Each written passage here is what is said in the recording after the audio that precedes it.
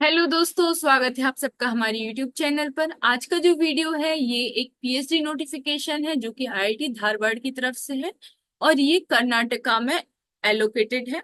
तो इस PhD notification को मैं वन बाय वन आपके साथ डिस्कस करने वाली हूँ। एवरी पॉइंट आपके साथ डिस्कस करने वाली हूँ।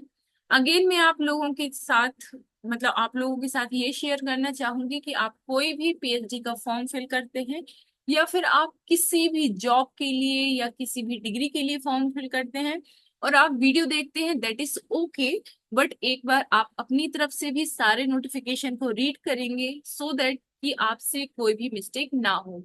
ओके, तो आपको वीडियो स्टार्ट करने के पहले सबसे पहले क्या करना है कि गूगल क्रोम पे जाना है। आप जैसे ही गूगल क्रोम पे जाओगे तो इस टाइप का इंटरफेस आपका ओपन हो जाएगा और इसमें आपको फर्स्ट ऑप्शन पे क्लिक कर देना है। जैसे ही आप इसके फर्स्ट ऑप्शन पे क्लिक करेंगे तो इस टाइप का जो इंटरफेस है वो ओपन हो जाएगा और ये आईआईटी धारवाड़ का जो कैंपस है उसका इंटरफेस आपको यहाँ पे दिख रहा है। तो यहाँ पे आप राइट साइड कॉर्नर में देखेंगे academics, admission, campus life, research. तो ये वाली चीजें आप यदि आप किसी पर्टिकुलर एक एरिया पे फोकस करना चाहते हैं, मतलब जैसे रिसर्च क्या चल रही है ये देखना चाहते हैं तो आप रिसर्च वाले ऑप्शन पे क्लिक करेंगे। कैंपस लाइव देखना चाहेंगे तो यहाँ पे क्लिक करेंगे। अभी हम चाहते हैं कि पीएचडी एडमिशन का देखें, तो यदि आप बीटेक यूजी में एडमिशन लेने चाहते हैं, पीजी में एडमिशन लेना चाहते हैं तो इन सब की लिंक आपको यहाँ पे मिल जाएगी। अभी मैं पीएचडी पीजी नोटिफिकेशन का वीडियो है वो स्टार्ट कर रही हूँ। तो आपको जस्ट यहाँ पे पीएचडी पीजी पे क्लिक करना है। जैसे ही आपने क्लिक किया तो यहाँ पे पीएचडी के रूल्स एंड रेगुलेशंस क्या रहेंगे, मतलब स्टूडेंट्स यदि यहाँ पे पीएचडी में रजिस्ट्रेशन करते हैं अपना, तो उनको कौन कौन सी रूल्स को फॉलो करना पड़ेगा ड्यूरिंग देयर वर्किंग, और यदि वो छोड़ना भी चाहते हैं तो उनको कौन कौन से रूल्स को फॉलो करना पड़ेगा। तो ये सारी चीजें आपको यहाँ पे देखने मिल जाएंगी। अभी ये इनका फ्लायर आप देख पा रहे होंगे, यहाँ पे पीएचडी एडमिशन 2024-25 लिखा हुआ है। अब यहाँ पे कौन कौन से सब्जेक्ट में पीएचडी होगी आप यहाँ पे देख पा रहे होंगे कि आपका computer science and engineering, electrical electronics and communication engineering, civil and infrastructure engineering, mechanical material and aerospace engineering. तो इसके लिए यदि आपको देखना है, फॉर्म फिल करना है, तो आप इस बार कोड पे जाके भी फॉर्म फिल कर सकते हैं। और यहाँ पे chemical engineering, physics, chemistry, bio sciences, bio engineering, humanities, economics, arts and rural technology, ये करके आपको यहाँ पे बहुत सारे ऑप्शन दिख जाएंगे। और यदि आप इनमें से किसी भी फील्ड में या इनमें से किसी भी ब्रांच में आप पीएचडी करना चाहते हैं, so you should definitely fill the form. अब यहाँ पे एंड डेट भी लिखी है, this is 10th of November, और अभी आपके पास इनफ टाइम है। If you are eligible and you interested then you can fill the form. Now, these are some updates. On 25th of September 2024, the link of for the application and browser for spring 2024-25 admission will be updated soon। मतलब 25 सितंबर को आपको इसके regarding notification आया था। इसके बाद 11th of October को आपके जो फॉर्म फिलिंग है वो स्टार्ट हो चुकी है। ओके, अब हमें सबसे पहले देखना है पीएचडी ब्राउजर। तो आप जैसे ही इसको क्लिक करेंगे पीएचडी ब्राउजर वाले ऑप्शन को, तो यहाँ पे आपका ब्राउजर ओपन हो गया है और ये अराउंड 43 पेज का है। ओके, तो यहाँ पे आपका पीएचडी ब्राउजर स्टार्ट हो गया है। अभी यहाँ पे टेबल ऑफ कंटेंट है, इससे आपको पता चल जाएगा कि आपको क्या क्या इंफॉर्मेशन यहाँ से मिलने वाली है। तो वन बाय वन मैं आपको वो सारी इंफॉर्मेशन शेयर करने वाली हूँ। तो सबसे पहले हमारा शेड्यूल देख लेते हैं पीएचडी एडमिशन का। तो फॉर्म फिलिंग जैसे कि मैं आपको पहले बता चुकी हूँ कि 11 अक्टूबर को स्टार्ट हो चुकी है और लास्ट डेट टू अप्लाई आपका 10th of November है। इसके बाद announcement of short list eligibility candidate का, मतलब आपका जो शॉर्ट लिस्ट है, मतलब 10 तारीख तक आपके टोटल फॉर्म फिल होंगे और 11 तारीख मतलब 11 नवंबर को आपका जो अनाउंसमेंट हो जाएगा, जो भी स्टूडेंट शॉर्ट लिस्ट हुए हैं, तो इधर आपके पास मेल आएगा और you can visit the website, क्योंकि इन्होंने लिखा हुआ है तो you can visit the website also. इसके बाद इंटरव्यू शेड्यूल की यदि बात करें तो 12 नवंबर से लेके 2 दिसंबर, मतलब अराउंड 1 मंथ आपके जो इंटरव्यू है वो शेड्यूल होंगे। तो आपको देखना है यदि आप शॉर्टलिस्ट होते हैं तो आपका इंटरव्यू कब होगा। इसके बाद declaration of provisional list for selected and visiting candidate, वो आपका 9 तारीख को रिलीज होगा। इसके बाद admission process for recommended candidate, मतलब जो भी रिकमेंडेड कैंडिडेट हो गए उनका जो एडमिशन है वो 18 दिसंबर को आपका, मतलब 18th ऑफ दिसंबर को आपका एडमिशन प्रोसेस स्टार्ट हो जाएगी, जो भी स्टूडेंट रिकमेंडेड होंगे। और admission for wait listed student, मतलब 18 को जिन स्टूडेंट्स ने एडमिशन नहीं लिया, रजिस्ट्रेशन नहीं किया, तो उनकी सीट वेकेंट होगी। और जिसपे जो स्टूडेंट्स वेटेड है, मतलब वेटिंग लिस्ट में है, तो उनका एडमिशन लिया जाएगा और वो आपको 19th ऑफ दिसंबर को पता चल जाएगा। इसके बाद जो भी डेडलाइन है, all deadline are defined exactly to be 5th of PM, मतलब जो भी डेडलाइन है शाम को 5 बजे तक ही एक्टिवेट रहेंगी। इसके बाद आप यदि जैसे आपने 10 नवंबर आपकी लास्ट डेट है फॉर्म फिल करने की, तो आप 10 नवंबर को शाम 5 बजे तक ही फॉर्म फिल कर सकते हैं। इससे ज्यादा टाइम के लिए आपको ये जो लिंक है वो एक्टिव नहीं की जाएगी, ठीक है। तो ये वाली चीजें आप देख लेंगे। इसके बाद यदि आपको कोई भी लाइक क्वेरी होती है regarding admission process, you can directly mail to this email ID so that they will confirm the whatever query you have. Okay, अब इसके बाद आपको एडमिशन लेना है, तो उसके लिए एप्लीकेशन की कैटेगरीज या फाइनेंशियल सपोर्ट की कैटेगरीज आपकी क्या क्या होंगी। तो एक तो होती है आपकी टीचिंग असिस्टेंटशिप, ये उन स्टूडेंट्स के लिए होती है जिनने जनरली ग्रेड क्वालिफाई किया होता है। तो उनको जो फंड है वो मिनिस्ट्री ऑफ एजुकेशन, MOE, जो भी गवर्नमेंट ऑफ इंडिया के अंडर वर्क करता है, तो उसके अकॉर्डिंग आपको फेलोशिप मिलेगी। वो MTech, ME और MSc, MPhil और इक्विवेलेंट डिग्री सबके सबके सारे स्टूडेंट्स के लिए मिलेगी, बशर्ते आपका गेट जो है वो क्वालिफाई होना चाहिए। इसमें 2 इयर्स तक आपको 37,000 पर मंथ मिलेगा, और उसके बाद आपका इनहांस हो जाएगा, जो कि फिर आपका जो फेलोशिप है वो 40,000 पर मंथ, 42,000 पर मंथ हो जाएगा फॉर नेक्स्ट 3 इयर्स। ओके, तो ये वाली चीज आप पढ़ लेंगे।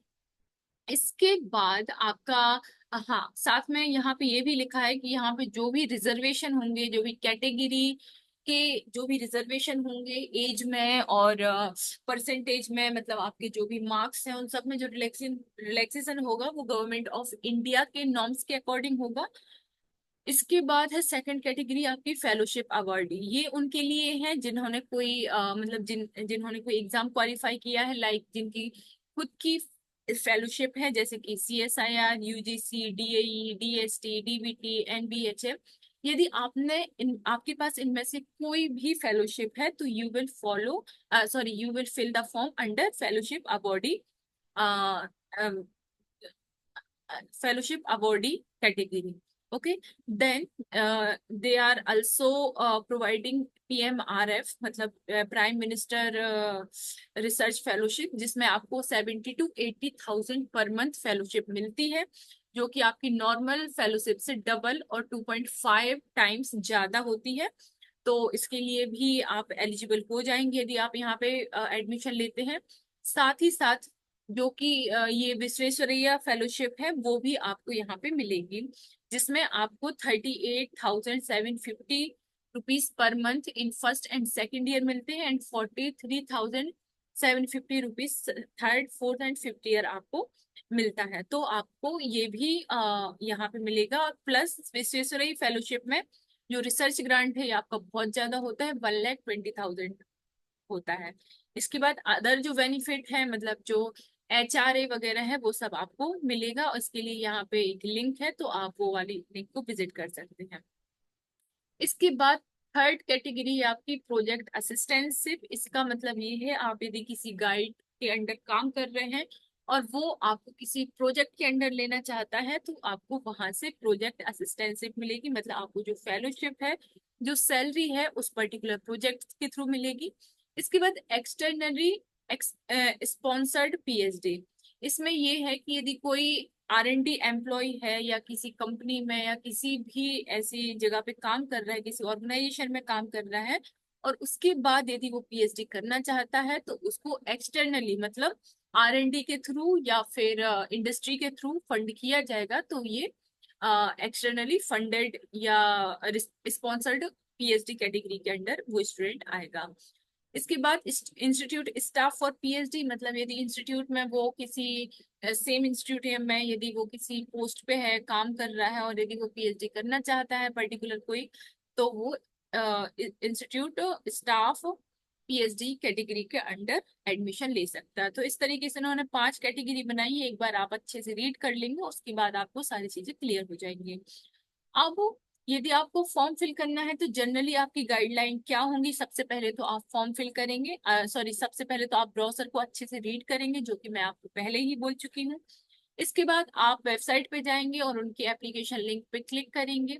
सबसे पहले आप रजिस्ट्रेशन या साइन अप करेंगे। उसके बाद जो भी डिटेल्स आपसे मांगी जा रही हैं वो 1 बाय 1 आप अपनी सारी डिटेल्स फिल करेंगे। लास्ट में आप अपना एसबीआई ई कलेक्ट फैसिलिटी के थ्रू आप अपनी जो भी फीस है वो फिल करेंगे, मतलब रजिस्ट्रेशन फीस या फॉर्म फिलिंग फीस जो भी होगी। उसके बाद आप अपना फॉर्म सबमिट करेंगे और इस तरीके से आपका जो फॉर्म है वो सबमिट कर दिया जाएगा। इसके बाद मैं आपको बता दूं, इसकी फीस भी बहुत ज्यादा नहीं है।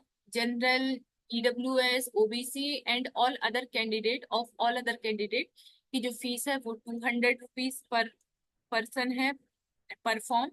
इसके बाद women candidate, SC ST PW candidate के लिए ये फीस ओनली 100 रुपीज है। इसके बाद जो भी फीस है आपकी नॉन रिफंडेबल है, मतलब यदि आप शॉर्ट लिस्ट होते हैं या नहीं होते हैं इससे फर्क नहीं पड़ता, आपकी फीस आपको रिटर्न नहीं होगी। ओके। इसके बाद applicant needs to pay application fee only once irrespective of the number of departments the applicant, मतलब आप यदि एक से ज्यादा डिपार्टमेंट में भी आप यदि अप्लाई करते हैं तो आपको सारे डिपार्टमेंट्स के लिए अलग अलग फीस पे करने की नीड नहीं है, आपको सिर्फ एक ही बार फीस पे करनी पड़ेगी। ओके।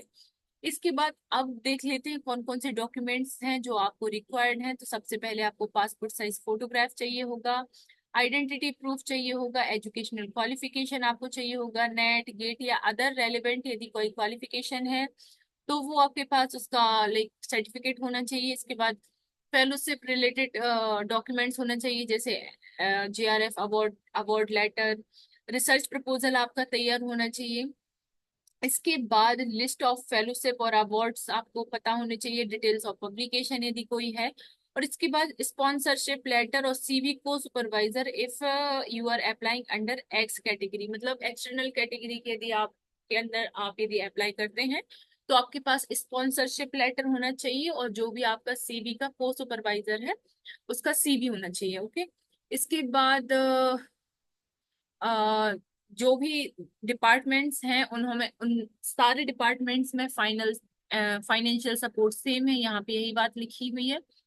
तो ये सारी चीजें आप थोड़ा सा देख लेंगे, मेन मेन पॉइंट्स मैं ऑलरेडी आपको बता चुकी हूँ। इसके बाद यहाँ पे हॉस्टल्स के रिगार्डिंग इंफॉर्मेशन है। तो सबसे पहले तो जैसे ही आप कैंपस जाएंगे तो यदि रूम अवेलेबल है तो आपको कैंपस जाते ही रूम की जो की है और जो भी चीजें हैं वो हैंड ओवर कर दी जाएंगी।